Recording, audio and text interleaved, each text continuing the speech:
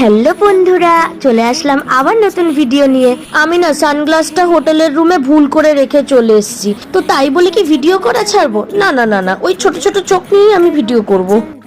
একটু সামনে এপাশ ওপাশ ঘুরছিলাম, ঘোরার পরে তারপরে ভাবলাম একটু ডাব খাই, তো সবাই মিলে ডাব খাচ্ছিলাম। খাবার পরে তারপরে ওখান থেকে আমরা এবার একটুখানি সি বিচে নামবো, ওই হালকা করে একটু পা ভেজাবো। এবার জানি না এরা সবাই স্নান টান করবে, আমার তো একটু স্নান করার ইচ্ছে নেই। তো এরকম হাঁটতে হাঁটতে হঠাৎ দেখি একটা সাহায্য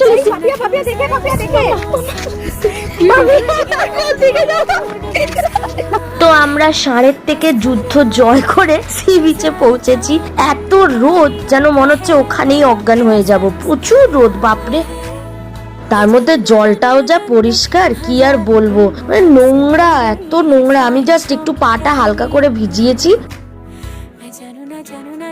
বেশি দূরে আমি যাচ্ছি না, একটুখানি সামনে এপাশ ওপাশ এই করতে করতে তো আমার পাটা একটুখানি ডেবেও যাচ্ছিল। যদি বেঁচে থাকি তবেই না পরের ভিডিওগুলো শেয়ার করতে পারবো, তাই না? আমি আবার জলকে বলছি আয় আয়, তবে জল তো আর আয় না, কিন্তু মানুষগুলো আইতাছে আমার ভিডিওর মাঝখানে।